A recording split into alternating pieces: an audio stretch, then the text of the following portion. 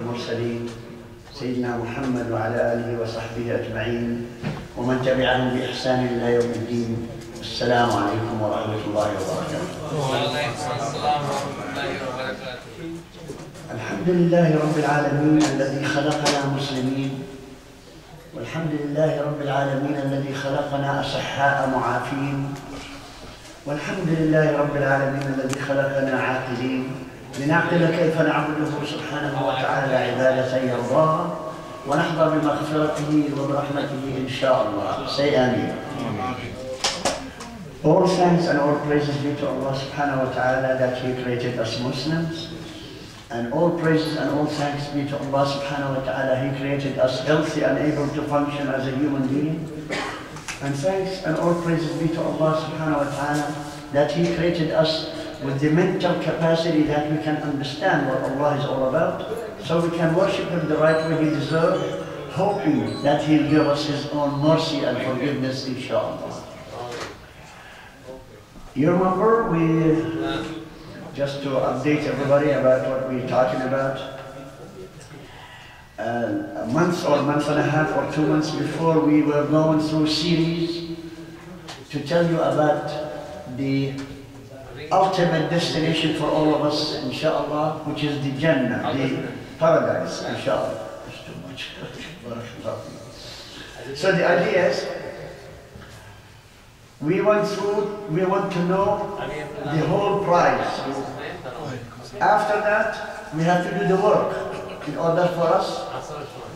If you are in a competition, always the first thing attracts everybody is, what is the grand prize? Is the World Cup, or it is the Grey Cup, or Stanley Cup? This is what all sports are all about. And this is the same way Allah subhanahu wa ta'ala is telling us, I'm going to show you what I'm going to give you if you follow the following. And this prize is His own best product Allah ever made with His own hands. Al-Jannah, which is the paradise. Now we know what the grand prize is. What do we have to do to get it? To participate in the action in order for us to get there. One condition in order to get in there, no matter what you do, the ultimate thing is you have to have a clean and pure heart before you enter this paradise or Jannah. Remember, all of us are sinners. We all are sinners. No one ma'soom, no one without sins. And every time we sin, there is going to be a dark or a black spot on our heart. Any small sin or big sin, you have that to have that black spot on your heart. Imagine, each one of us knows your history. You know what you've done all your life. You know how much sins you accumulated. Then at the end, you're going to find out your heart maybe is darker than this. So now we understand the problem. The problem is our heart. The problem that we are sinning so many times, so much. So what we need to do to wash it off, we start to clean it up. How do we clean it up? Each spot has a name, and each spot belongs to one category of sins. If we can have the mental state of analyzing what kind of sins we did all our lives, then you group them, you put them in groups. And when you know the group, you get ready for the the chemical stuff that we clean up the windows.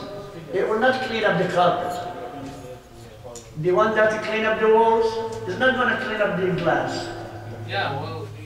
Clean. So we have to tackle each problem and bring the special chemical to clean up that thing. When you clean up, your clothes, the detergent you use for cleaning up your clothes, you cannot use it for cleaning up gold. Am I right? And this is what happens. We are in the process of categorizing all the sins we do have. We put them under one title, and that title, when we go to the store to buy some chemical to clean up, we tell that store, okay, give me a detergent to clean up the goo on the floor. You know those goo, sometimes black dark spots, you cannot move them no matter what you do. You need some, they call it sometimes a stripper, the one that strips that glue or goo from the floor. Breaks it down, then you come with easy cleanup. And these are called the diseases of the heart. What do we call them? Amrad al-Qalb. You remember in the Quran it was mentioned quite a few times. Allah subhanahu wa ta'ala says, Allah knows that the munafiqeen, they have a sickness in their heart for Allah, give them more sickness. فَزَادَهُمُ اللَّهُ مَرَضًا. Allah, if He sees the munafiqeen, the hypocrites or the kafir or the zalim, he has a sick heart, Allah will give him more sickness to his heart. But you and me, with the grace of Allah, the mercy of Allah, when we have any sickness in our heart, Allah subhanahu wa ta'ala says, I have the cure for it. I have the detergent, I have the cleaner, the sin remover. What is it called? Sin remover. You want to remove your sins? Allah subhanahu wa ta'ala says, here's the cure for any of those sins. You just say what kind of sin you have, I'll give you the bottle as that sin remover that you can clean up your sins. And we categorize them. We started 3 weeks ago, am I right? 3 weeks ago, started with the mother of all diseases. It's called Hubb al-Dunya, the love of dunya, the love of this life. That will make us go through every sin in the book to get it, to stay in it, and to live it, and to enjoy it. So here is the point. Why we are doing this? Because we are afraid, al-khawfu min al-akhirah, and we are afraid to the day of judgment. So we get ourselves involved in dunya, so we don't want to forget, we don't want to remember the day of judgment. So here is the point. This is the first disease, which is the mother of all diseases. We discussed that when we discussed how to try to clean it up and how to do it with the special sin remover. Now, the second one, we want to see our characters, our behavior, what kind of quality of people we have. The next, we all have the same disease. It's called al-bukhl. Al-bukhl means miserliness, Scrooge. We don't want to spend money. We don't want to spend money for the sake of Allah or for the sake of anybody. But when it comes for the sake of us enjoying dunya, right away we spend $3,000 for a trip to Hawaii or a trip to anywhere to enjoy a couple of days on the beach and sit there and naked and whatever that stuff. And we said, we enjoyed ourselves, I need a vacation. And everybody wants to spend so much money on it, they don't care. Tickets, airfare tickets, and food, and 5-star hotels, and whatever they do, they spend it. But when you say, I'm going to pass this box in front of you for, donation to the Masjid, you drop the smallest piece you have. So please, brothers, we are spending billions and billions of dollars this month on extravaganza and any, something not important in our lives. And when it comes down to the real thing that important in our life, we can't. You are cheap people. Imagine, we've been classified to be cheap people. We don't spend money to raise the communities of ours, to take care of our needs. When any disaster of any country of ours, who is the first one to bring the help? Muslims? No, Red Cross, imagine. We have something called Red Crescent. Guess what? Red Crescent cannot operate without the Red Cross. But anyhow, thank God for it. Anyway, it doesn't matter. They still do something. I hope they will take over the Muslim world in the future by helping, by us strengthening them. Then we came into the third one, What was the third one? Huh? Selfishness. Okay. Third one. Jazakallah. I told him from the beginning to keep track of me because I forget. I'm getting young. I mean, getting old, and so. So, alhamdulillah, I still have a reminder of my memory, whatever. So, it is selfishness. Selfishness, it's against every principle of Islam. Every principle of Islam, selfishness is against it. You know why? Because the opposite of selfishness, it used to be among the Sahaba, the Mu'mineen, the believers. It's called Al-Ithar. Al-Ithar, it means, I'd rather for you to benefit than myself. If I have something good, I pass it to my brother. Imagine, this is what Islam is all about. And the hadith of Rasulullah, I forgot to mention that hadith last session. Rasulullah said, Wallahi la tu'minu. He said, Wallahi, that you're not going to be complete believers. Three times he said it, Wallahi la yu'min, Wallahi la yu'min. Whoever does not love for his brother as much as he loves for himself. يحب لأخيه ما يحبه لنفسه. So imagine, it's a condition of being mu'min. To be a believer, that you are Muslim and believer of Allah, you have to show it. You have to prefer your brother to get every benefit more than yourself. That's what selfishness is. Not working properly among us, because we are now something in the Muslim world. Me, myself and I. That's it. Nobody else. These are the three pronouns. Me and myself and I.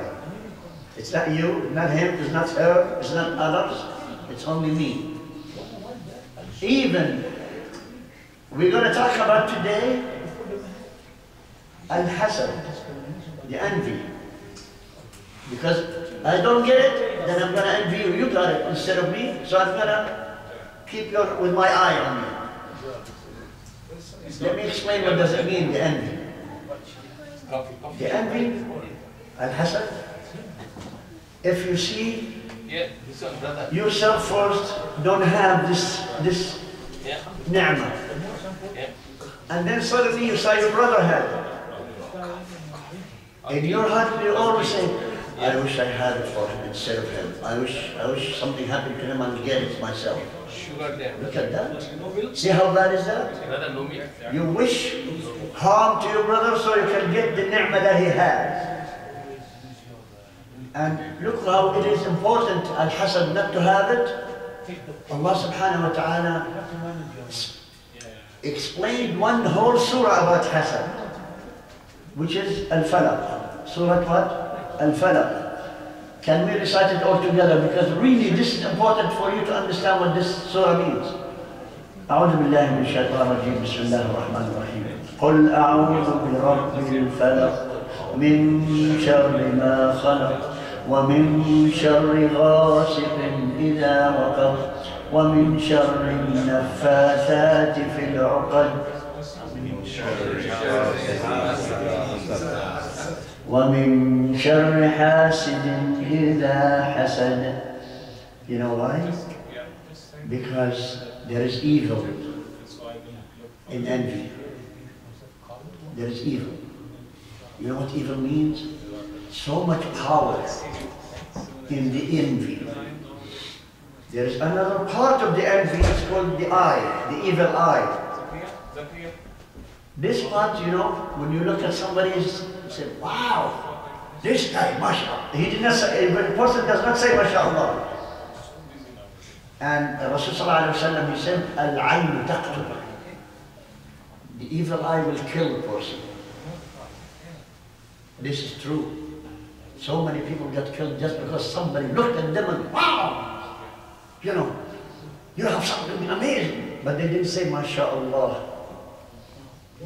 They didn't say, may Allah bless you with that ni'mah. They were just like evil. How come you have that one and I don't? So the idea is selfishness, that I want everything for me. That's part of the last week. selfishness, which is bad thing, that it's opposite against Islam. Now, the called al-hasad. Also, not because you didn't get it, somebody else gets something, ni'mah, you envy them. You have hasad. That means you are going to say, why he has it? He's nothing. This guy is nothing. Why did he get that stuff? I should be getting it because I'm important to Allah, not him. Imagine. Imagine each one of us thinks that you're so important that Allah made a mistake by giving this ni'mah you deserve to somebody else. See how bad it is when you are having that envy?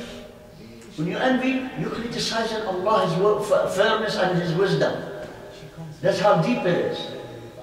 Please, brother, think of Islam this way. Think that anything you do, what is it to Allah subhanahu wa ta'ala? Is it part of me to follow what Allah is saying, or to oppose it, or to oppose it? And from opposing, it comes criticism. You criticize Allah's wisdom. And here's something else I'd like for all of us to remember. I had said this way back before, that the Rasul told us, each one of us, maybe he'll talk all day long, let's say. Maybe he say one word, without paying attention to that one word. It will take you, or him, or the person who said that word, out of Islam without him knowing it. Would you imagine yourself doesn't know that you are not Muslim anymore?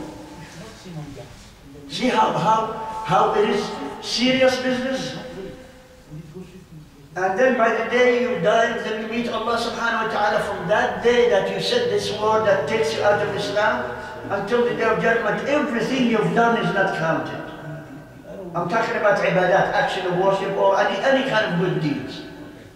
You're going to be surprised, shocked, when Allah subhanahu wa ta'ala, you see all those ones? You're not accepted because you're kafir. You're not a Muslim anymore. Why? Because you said this word without paying attention to it.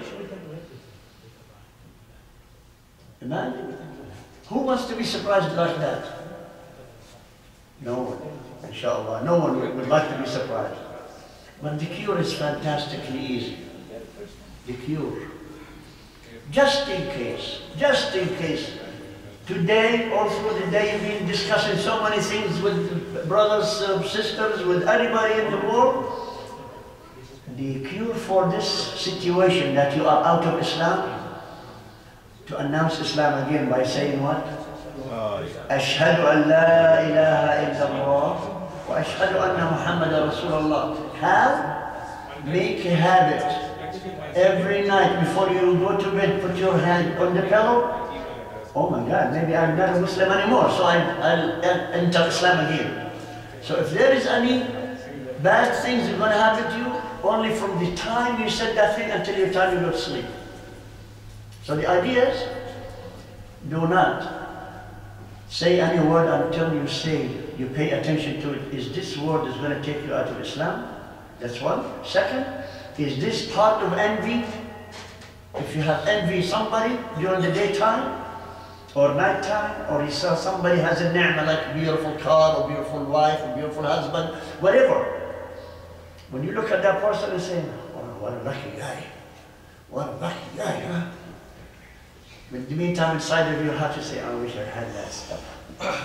But you didn't say, Allah bless him, Ya Allah, give me if you more bounty what you gave him. You don't say, I'll take it. You ask Allah, وَابْتَغُوا مِنْ فَضْلِ اللَّهِ. So I ask Allah from His bounties. When you see somebody with good stuff, ask Allah to bless it for him, and ask from Allah's bounty something similar to yourself. This is the cure. First cure is to make shahada every night, to make shahada, the kalima, the original kalima. Every time, make it a habit. Just in case, question yourself, what did I say today? Listen to this story. I love to tell stories, right?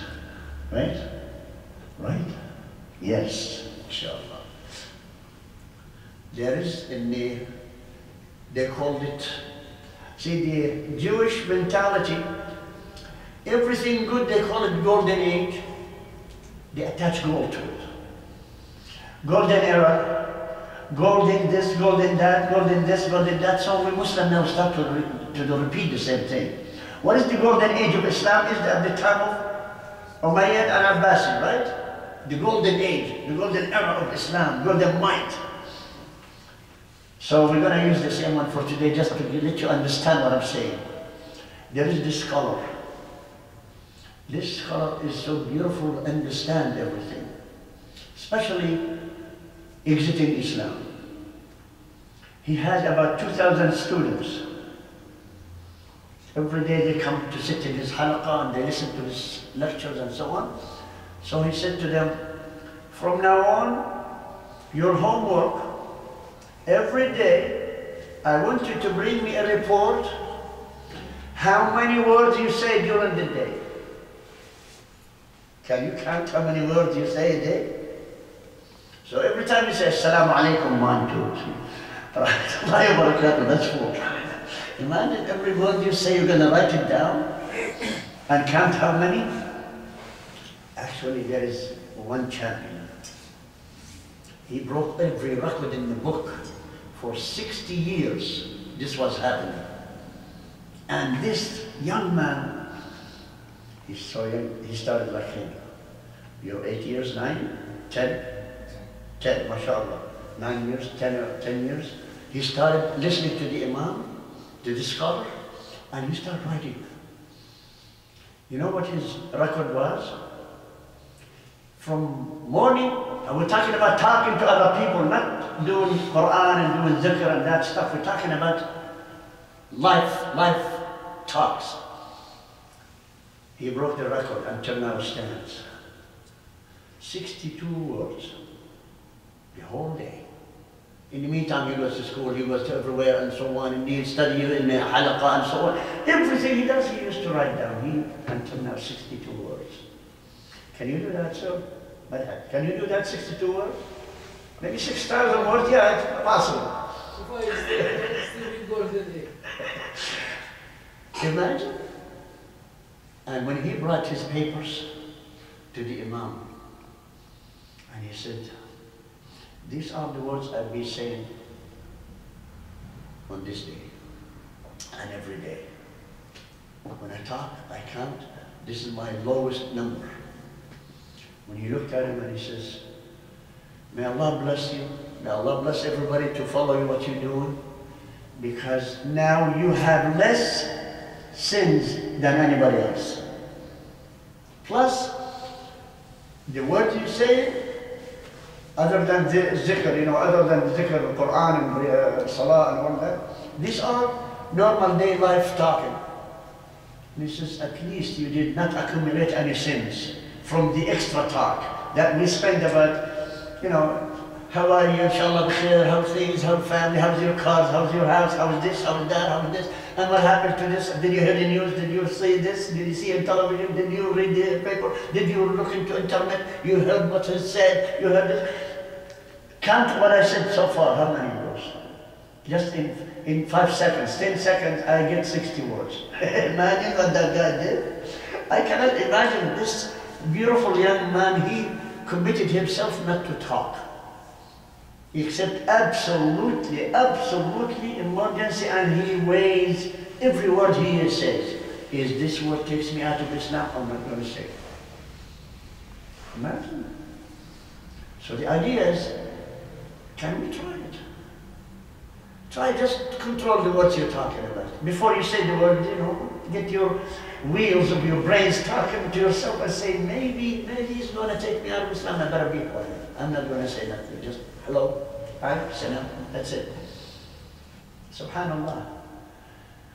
Even the shaitan convinced a lot of people around the world, including Muslims,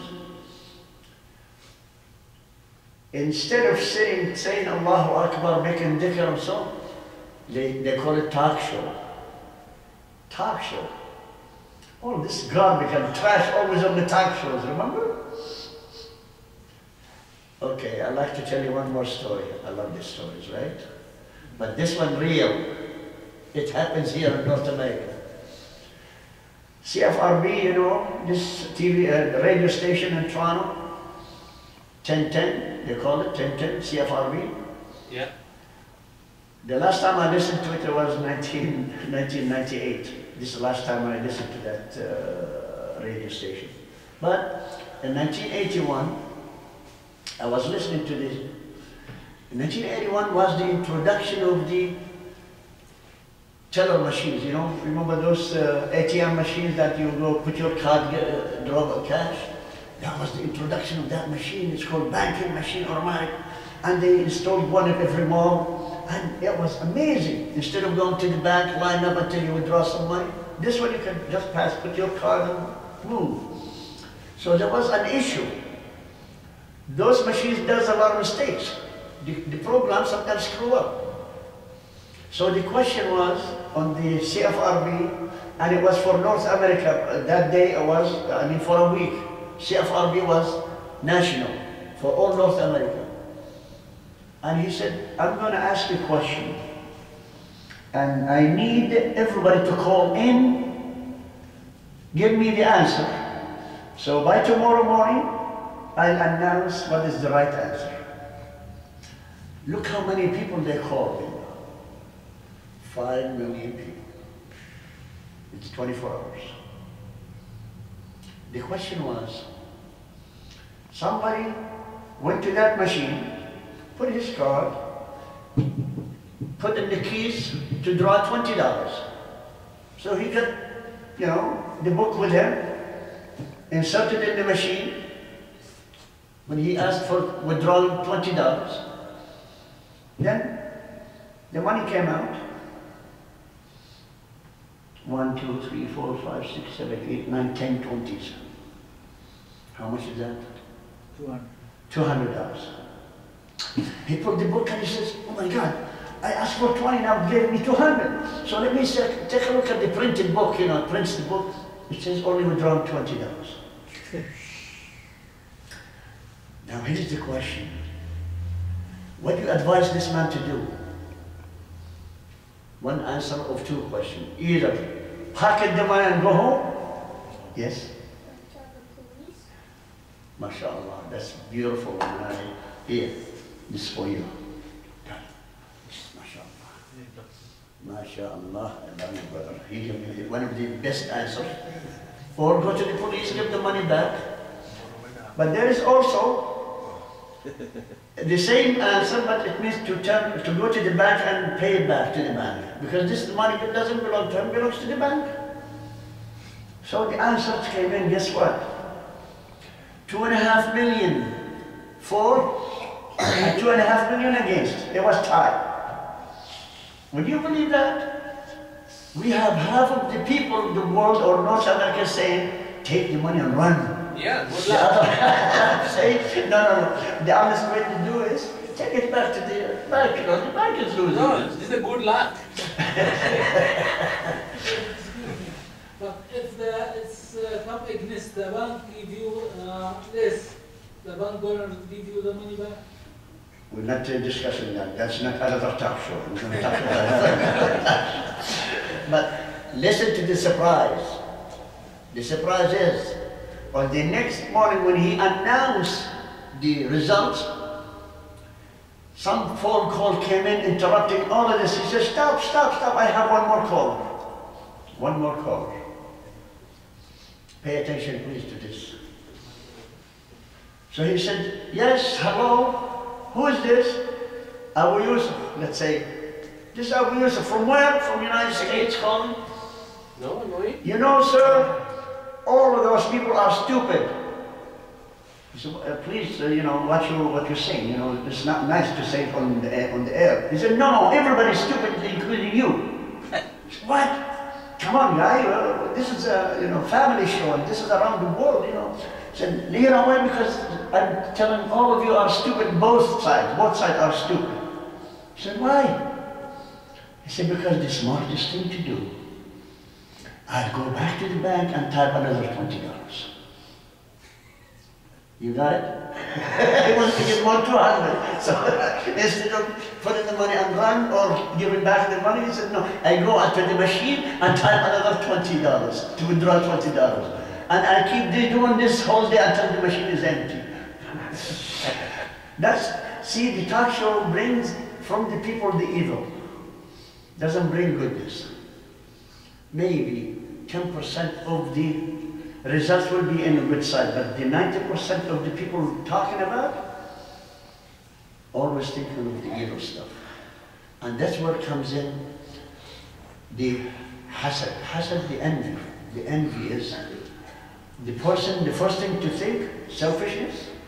I love this dunya, and I'm not going to give back. See, all of us put together, all these diseases, all the sickness of the heart will be in one sentence. I'm going to get $2 more. See how smart the people when it comes to evil, but when it comes to goodness, all of us are smarter than shaitan. You know why? Because Allah subhanahu wa ta'ala said so. إِنَّ كَيْدَ الشَّيْطَانِ كَانَ ضَعِيفًا. It means weak. It means we are more smart than Iblis. But Iblis has more experience than all of us.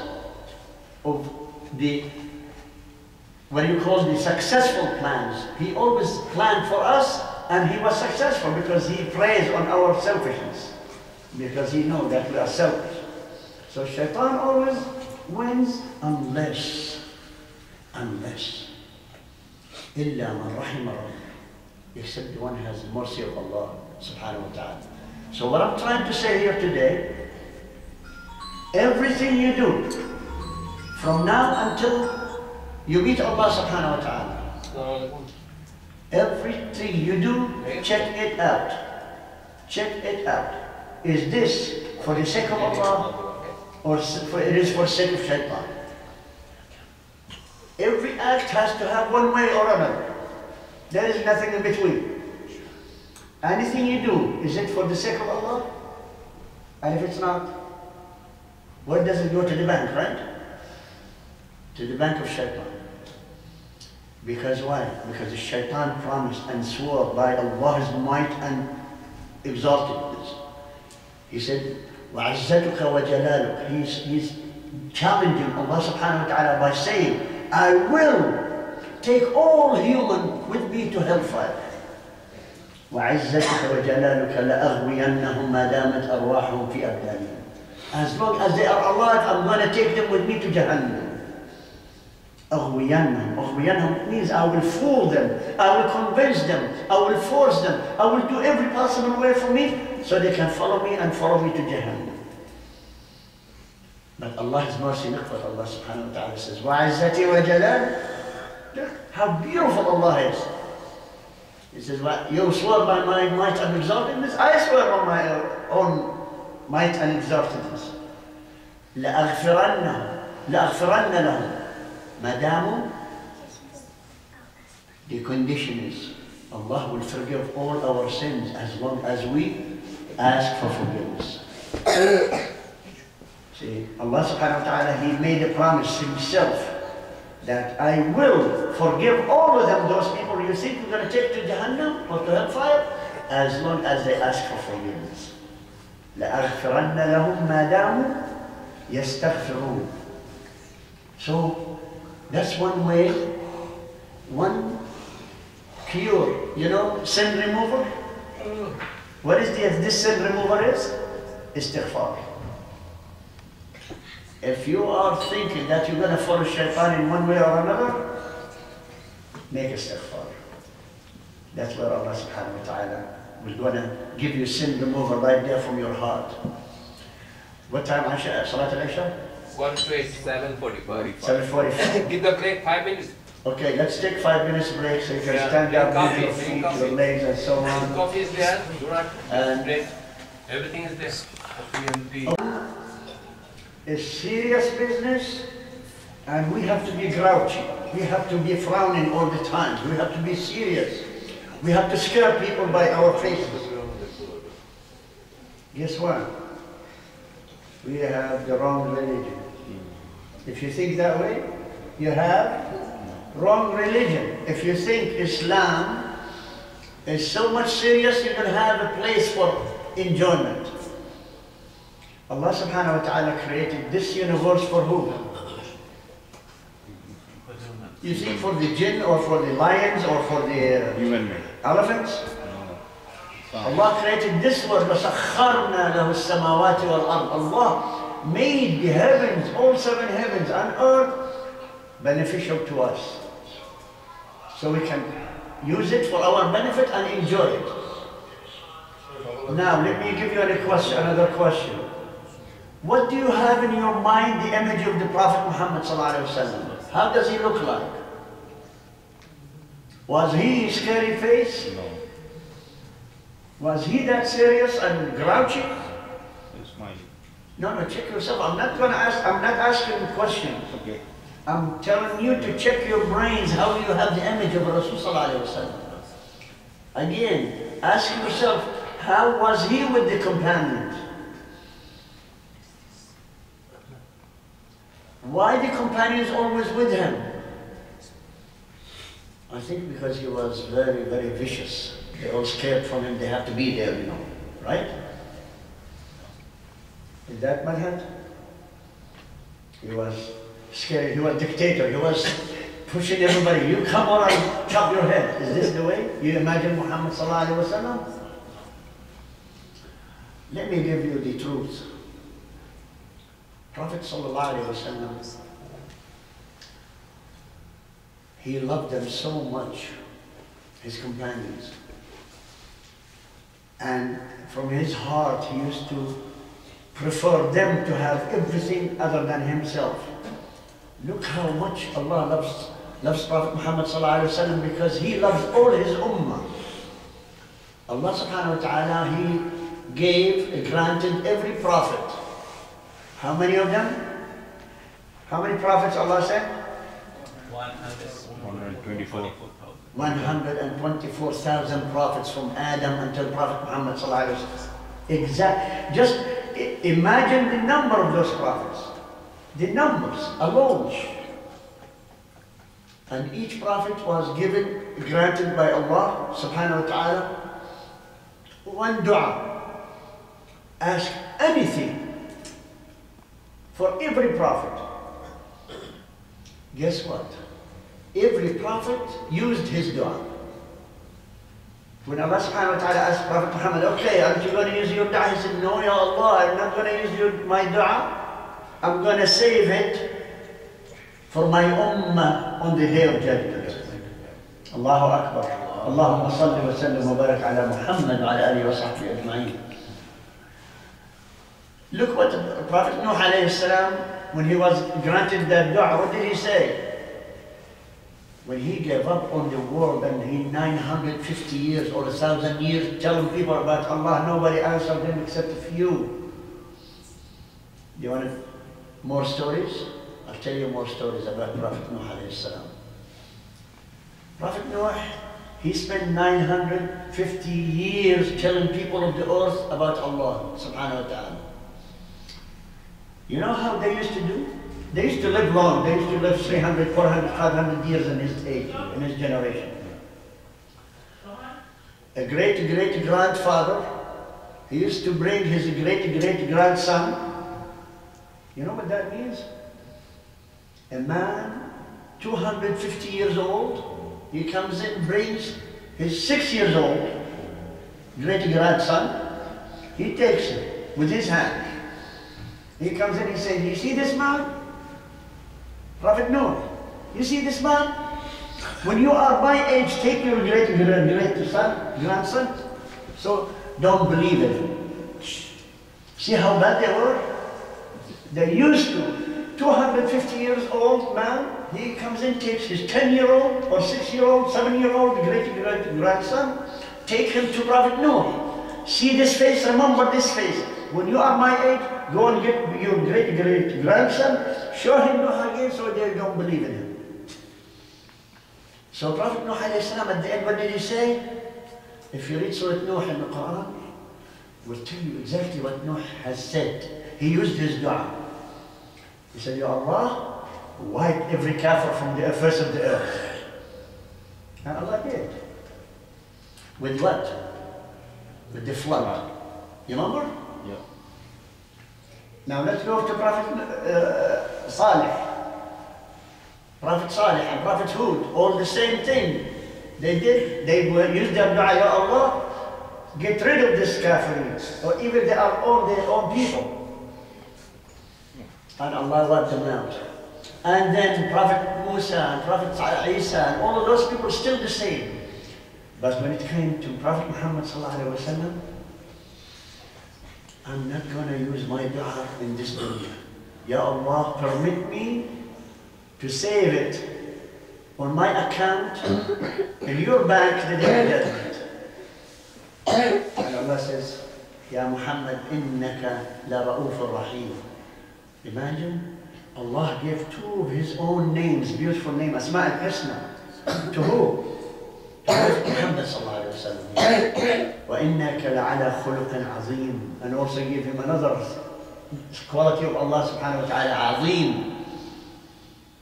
And when he finished when he was dying, the Prophet Muhammad sallallahu alayhi wa sallam dying, Jibreel came down and was sitting with him.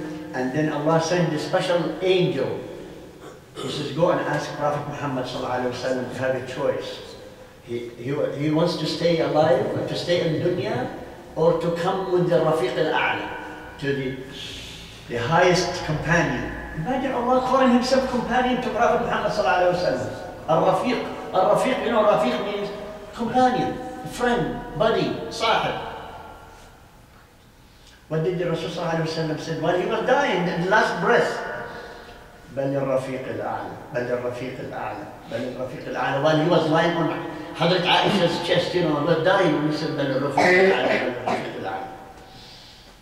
الأعلى. What kind of prophet was that? MashaAllah.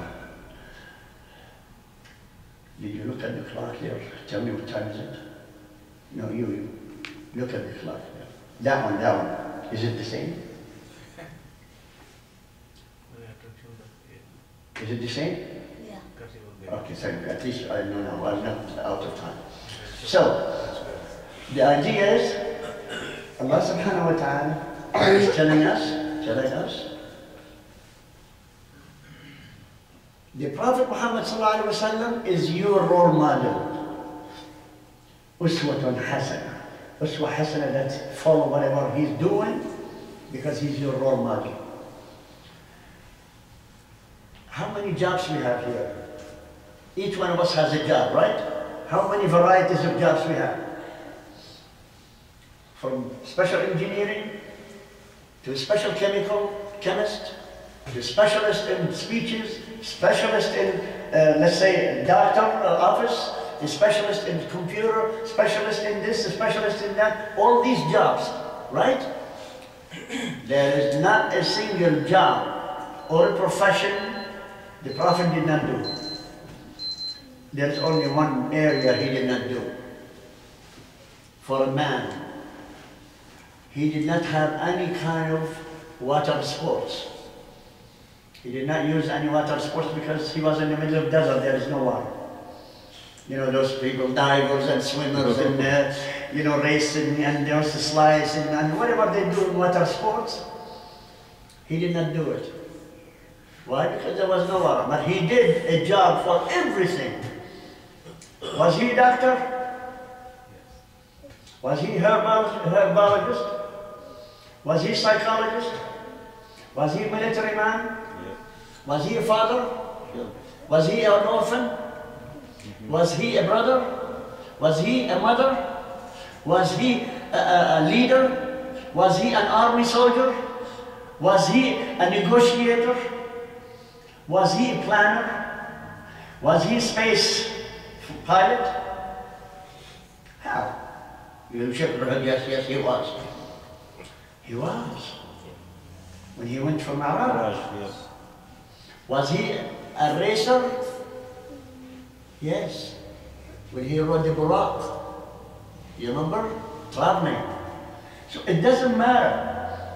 Whatever profession you have, just imagine the Prophet has the same profession. Because he did. And there is one more stuff. Prophet ﷺ never have selfishness, never had envy. Even his own stuff. Listen to this story again, I love those stories, right? One time he finished Salah, As soon as he made taslim, salam alaikum, he stood up and he ran to the curtain where his houses, where his rooms are. And all the Sahaba was open eyes like this. What happened? He usually sits down, makes dhikr and so on and tasbih. He stood up and went there, and then 5 minutes later, he came back. They didn't move. Every one of them stayed waiting. When he came back, he looked at their faces, their eyes like this open. They want to know what happened. How come you did this? He said, while I was praying, I remembered I have a piece of gold, 3 grams. And I went to tell Aisha and all my wives to give it away. To give that little gram of gold. He says, I don't want to die with any money with me or with any kind of property with me. So that means he's giving it away. He's giving it sadaqah and charity. The day he's dead, he's dying, the day he was dying, he used to have 3 dirhams. He said, Ya Aisha, how much money do I have? She says, Ya Rasulullah, there's only 3 dirham there. He said, give them away. I don't want to die with there's money in the house. But he was sick so bad, she did not pay attention, so she did take care of him. When he came back again, he used to have fever and pass out every once in a while. When he comes back, comes around, he says, Ya Aisha, did you get rid of them? No, Ya Rasulullah. Get rid of them now. Okay, just sit around. And she was nursing him 3-4 times. And finally he was angry. He said, you are like Surayhibat Yusuf. You are like the woman of Yusuf. See how much he was keen to get rid of any money for him, so to give it away. He doesn't want to meet Allah with any money with him. This is what you call selfishness? Is it? Is it selfishness? It's ithar, it's something to give away, to give people. Allah so many times sent messenger to ask him, see the Jabal Uhud? Any of you saw Jabal Uhud? Is there anybody saw Jabal Uhud? You did? Yeah. You did too? MashaAllah. It's a huge mountain. It's so huge. They came to him, Ya Rasulullah, Allah is asking you, would you like to have this mountain of gold, to be gold for you, to use it for your campaign of Islam? He said, no, I don't need it. And then later on he said, you know people, he was talking to the companion. He was saying, if I have this mountain of gold, mountain of Uhud, of gold to me, it will take me only 3 days to get rid of it, give it away. Would you believe that? Mountain of gold to finish giving away this mountain in 3 days? It's just by cutting it, it's going to take 10 days, you know, to cut the pieces from it. But this is the attitude of Islam. Now let me ask you another question. Have you ever imagined the Prophet ﷺ making fun of anybody? Imagine you and me sitting here and making fun of you. Or he is making fun of me. Would you imagine the Prophet doing that?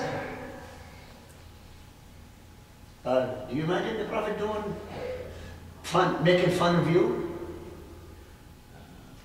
Yes or no? I don't want you to say. Just yes or no. MashaAllah, that's good attitude. Yes, he used to have a lot of fun with his companions. But true fun. He did true fun. Yes? Yes. Not false fun. No, but he was having fun. Yes. Yeah, having fun. The biggest fun he ever done. Listen to this. Rasul ﷺ was with the companions eating. They sat down to eat.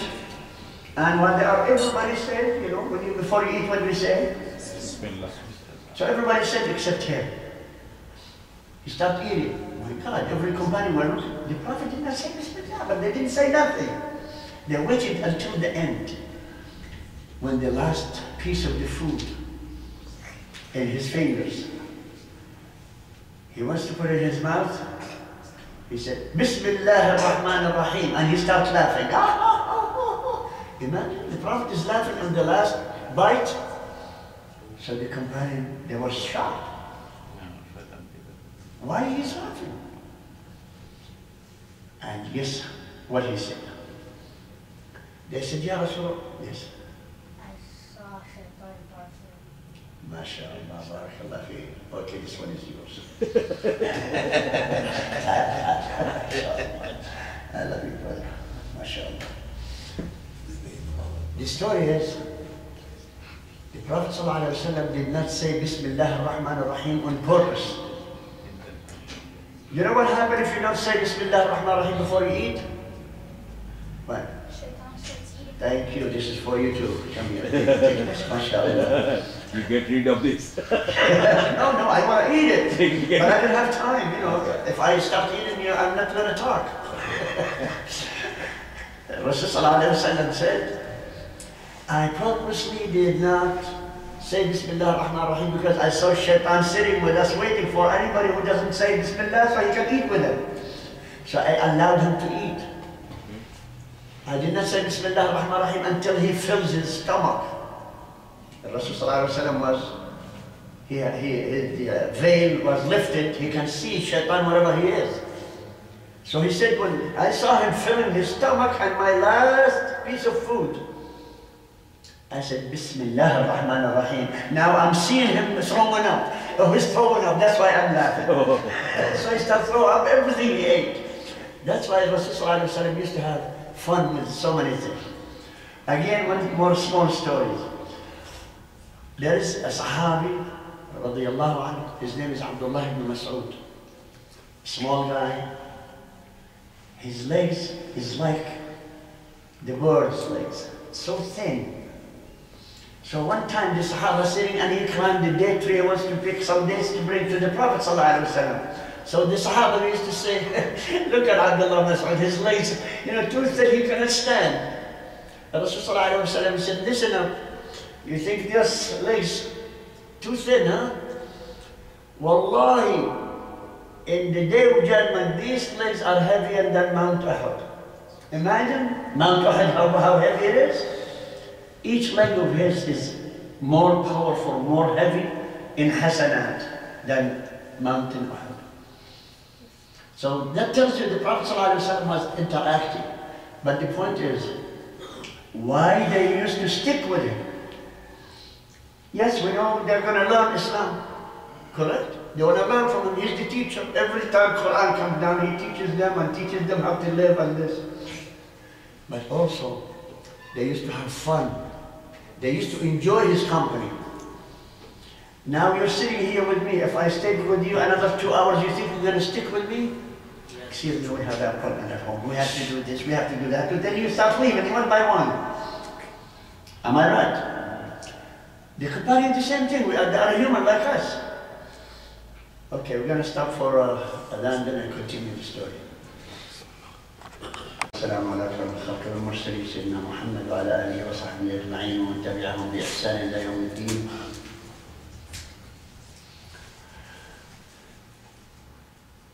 السلام عليكم ورحمة الله وبركاته again.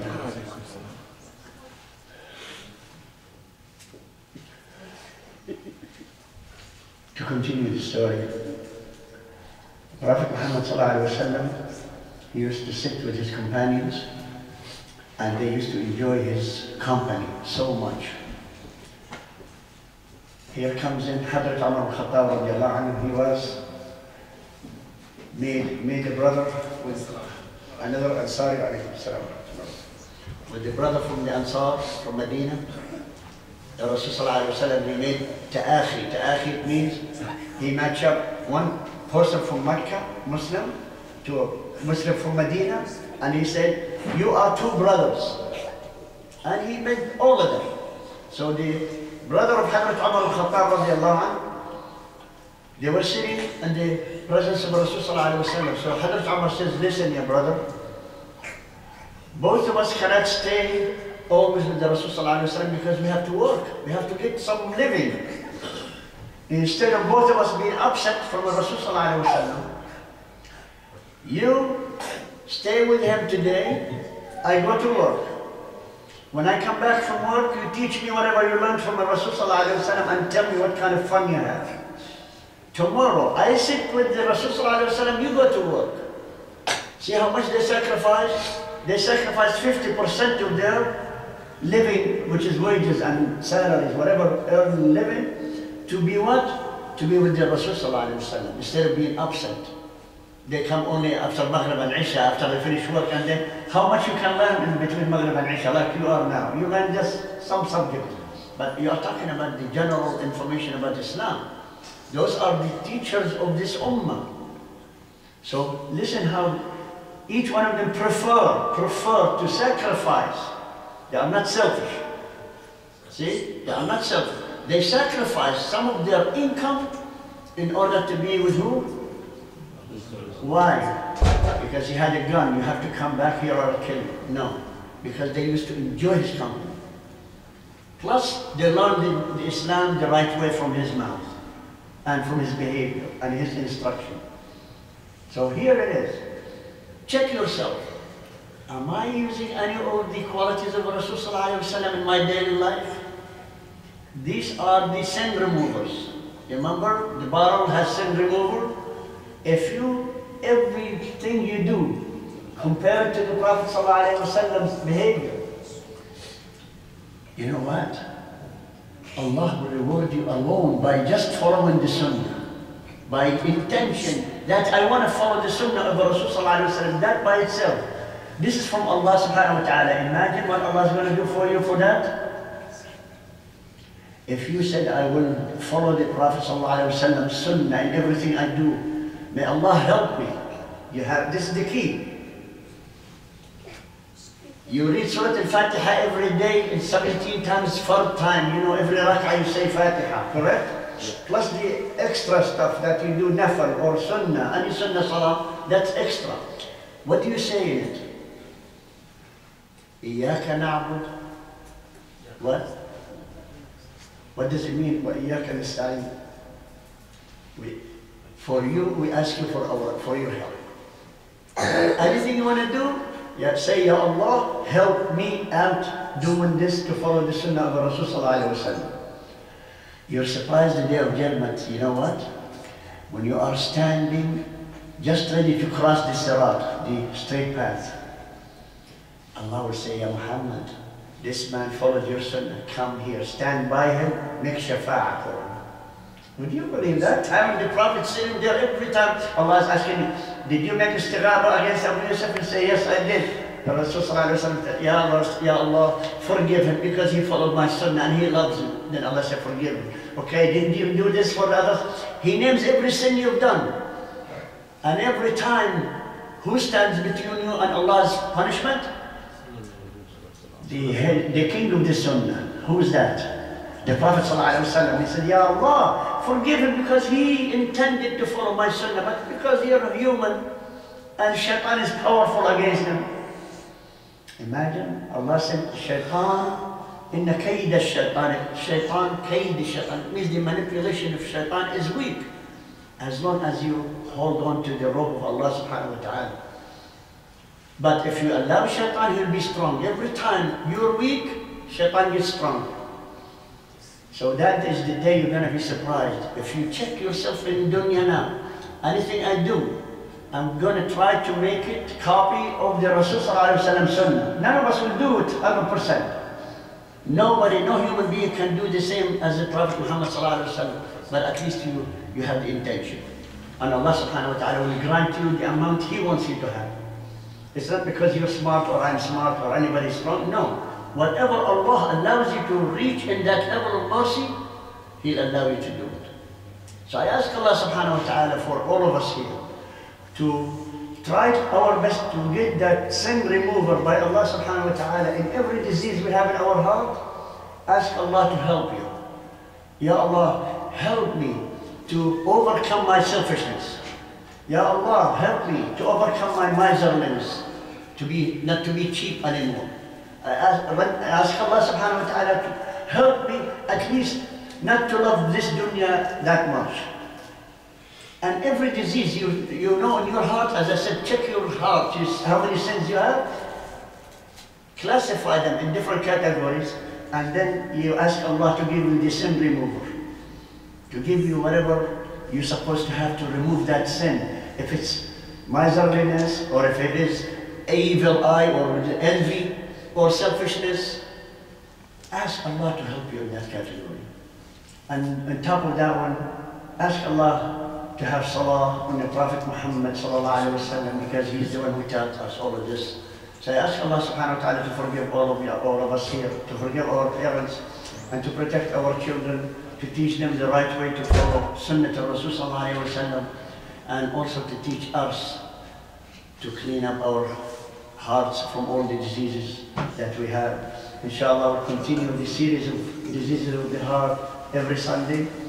Please be our guest here, and we're going to benefit, inshallah, from all the lessons we learned from the Sahaba and Sunnah to Rasul sallallahu alaihi wasallam. With the grace of Allah, I bid you goodbye. Assalamu alaikum wa rahmatullahi wa barakatuh.